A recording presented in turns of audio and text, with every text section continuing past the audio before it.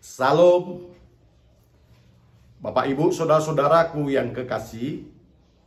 Hari ini kita mendengarkan firman Tuhan yang menjadi renungan bagi kita pada hari Pentakosta ini. Firman Tuhan dari kitab Injil Yohanes pasal 14 ayat 15 sampai dengan 31.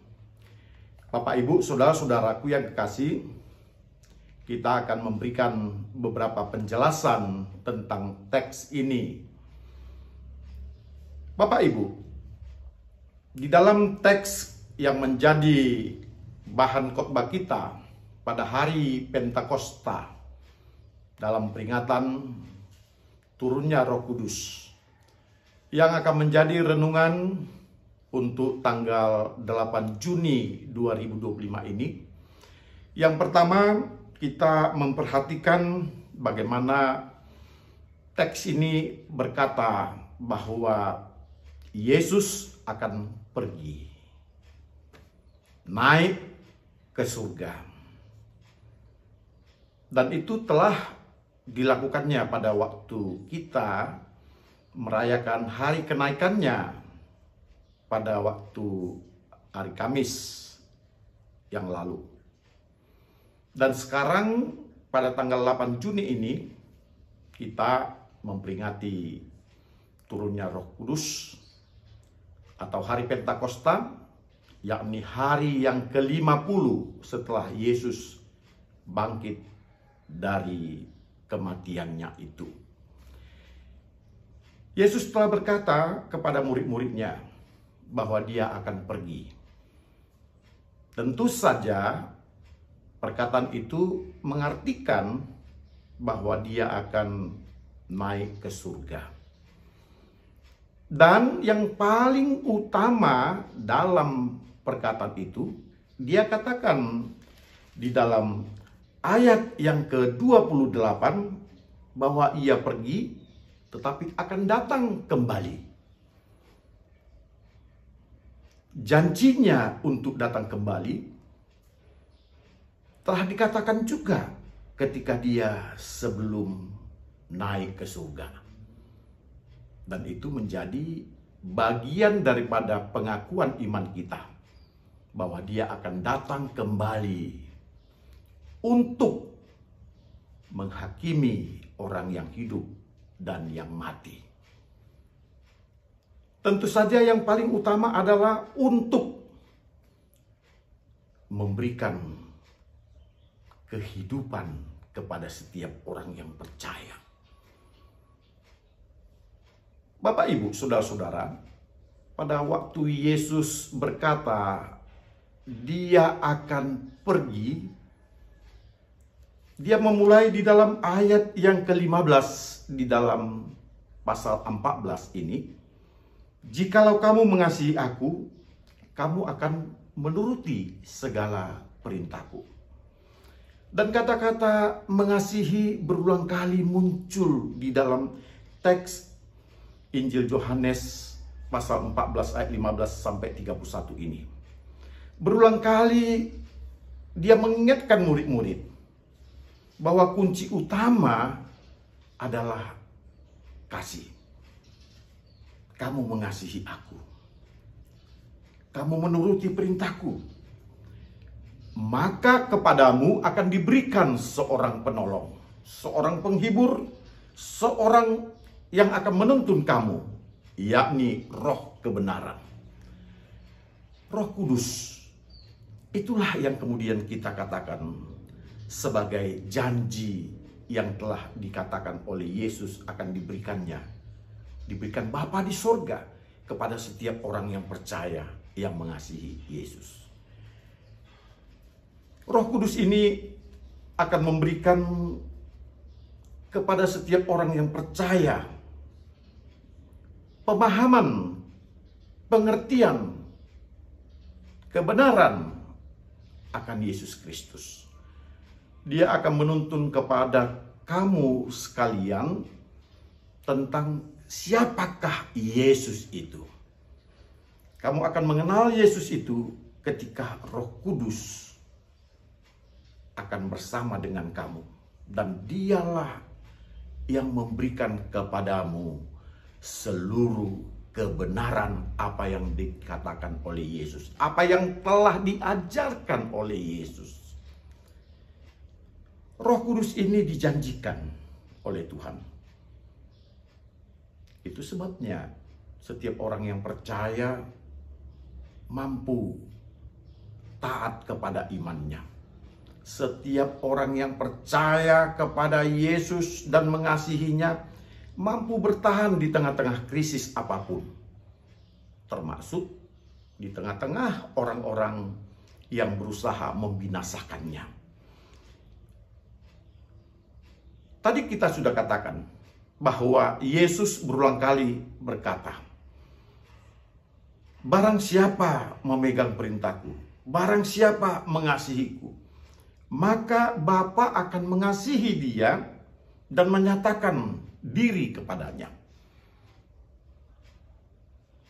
Dengan kekuatan daripada Roh kebenaran itu, meskipun kita tidak melihat Yesus, kita tidak melihat Bapa di sorga, tetapi dalam Roh Kudus itulah Bapa menyatakan dirinya kepada orang yang percaya. Dalam Roh Kudus itulah kita memegang semua perintah-perintah Allah. Turunnya Roh Kudus menjadi satu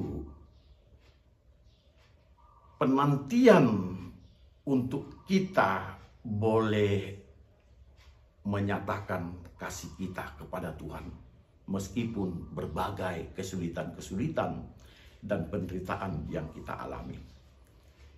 Turunnya Roh Kudus memberikan kita harapan bahwa apa yang kita percayai itu dikuatkan dan diteguhkan oleh Tuhan sehingga kita tidak beroleh malu oleh kesaksian kita tentang Yesus. Bahkan jikalau kita mengalami berbagai penderitaan oleh karena kesaksian tentang Yesus Kristus yang kita lakukan di dalam kehidupan kita, di dalam perkataan kita, di dalam penginjilan kita, kita tidak perlu merasa malu. Bahkan kita bangga dapat bersaksi tentang Yesus bersama dengan Roh Kudus yang diberikannya kepada kita. Jadi siapa saja yang mengasihi Yesus adalah orang-orang yang menerima Roh Kudus. Tanpa terkecuali apakah dia wanita, pria, tua, muda, dia akan menerima Roh Kudus itu ketika dia mengasihi Yesus. Jadi secara utama ketika orang akan menerima Roh Kudus, Yesus berkata, "Jikalau engkau mengasihi aku, maka aku akan memberikan kepadamu roh kebenaran yang akan menolong kamu, yakni Roh Kudus. Dan dialah yang akan menjadi penghibur, yang menguatkan, dan yang mengingatkan kepada kita tentang apa yang telah diajarkan dan apa yang telah dilakukan oleh Yesus." Tentu Bapak dan Ibu, saudara-saudara, kesaksian kita akan menjadi kesaksian yang penuh dengan semangat dan penuh dengan keberanian. Karena Roh Kudus mengajarkan kepada kita, kita berani untuk memegang, kita berani menyatakan itu benar, kita berani untuk menghadapi resiko apapun. Karena Roh Kudus ada bersama dengan kita. Roh Kudus telah menguatkan kita. Yesus berulang kali berkata bahwa Dia ada di dalam Bapa. Bapa dan Yesus adalah satu. Memang hal ini bisa saja mengakibatkan konsekuensi seolah-olah orang berkata dia menghujat Allah, dia menduakan Allah. Sementara kredo orang-orang Israel, Allah itu Esa, Allah itu satu. Adonai Elohenu Echad. Itu kredo orang-orang Yahudi.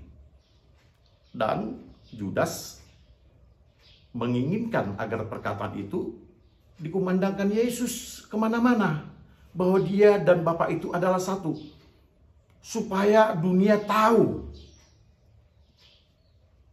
Bapak, Ibu, saudara-saudara, Yudas mungkin berpikir untuk menyatakan pernyataan itu bagi satu kekuasaan yang akan mendorong Yesus menjadi salah satu penguasa dunia, salah satu orang yang akan melakukan kekuatan di dunia ini, menggalang orang-orang lain untuk bersama dengan Yesus membentuk kekuatan dunia.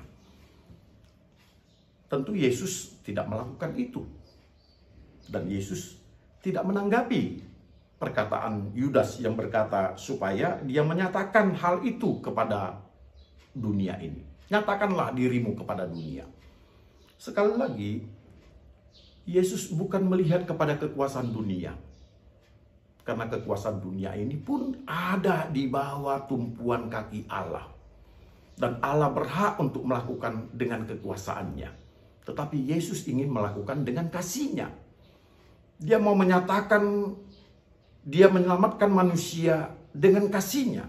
Dan dia menyatakan itu dengan menuruti semua apa yang diperintahkan oleh Bapa kepada dia.